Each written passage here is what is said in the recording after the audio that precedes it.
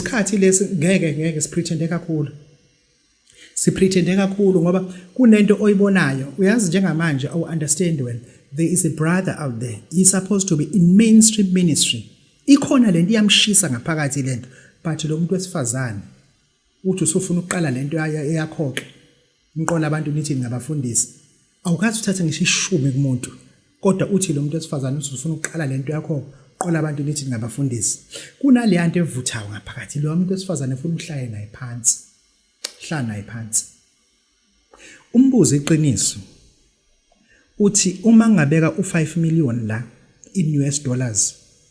bese ngikunike u10 minutes ngithi ukukhuluma noNkulunkulu ikuphi ongaprefer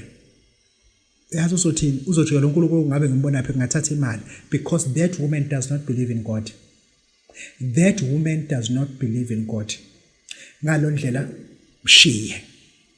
Awuzukwazi ukukhulisa umbila nokhula mushiye. Yabona Razo sibanjwe into ezingenamsebenzi.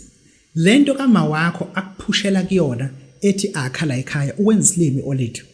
Awukwazi Razo una 2 years usebenza sekutshela ukuthi ufuna wakhe le madladleni. Abamba lokishi umhlophe phela wena awukwazi una 2 years usebenza kuthiwa akhala emadladleni irazo yakhe inetekisi irazo yakhe inefro inomuzwayo ayikaze yakhe ngisho itoilet la ekhaya kodwa nona 2 years iolasi sithi funa wakhe isister yakho inonyaka isebenza iyalotsholwa manje ayikaze tshela uthi yakhe wena kuthiwa akha ayikho lonto abayishoyo ayikho lonto uyakutshela futhi ugogo ukuthi asibone ingane uziningi kanjani lengane ilala kanjani ngoba uyasebenza manje usho abashana bakho wena unangane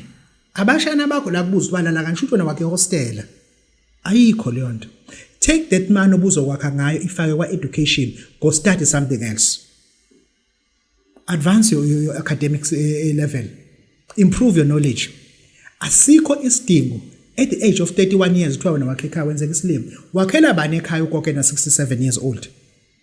lokho kozobizwa uNkulunkulu na 72 ahlale 5 years kule ndlu evalo kuphendwe kube hostel wena unangane la ekhaya kodwa manje bakumeka bakubambe ngemuva bathi hayi ngeke ufuna wakhe phela irazo yakho ine tax nomuzwayo kazi tshela yakhe yayingahlula ukuthenga iquantum ihlula ukwakha itoilet la ekhaya kodwa nesekuthiwa wakhe lento uyamosheka ubuyele emuva kuyakutshela uzokwakha la ekhaya ushuthela idladla lakhe 4 bedroom house owakhile emakhaya uthi noma kanjani kodwa sakhile emakhaya ngiyakutshela akubona umuzi wakho sutshelo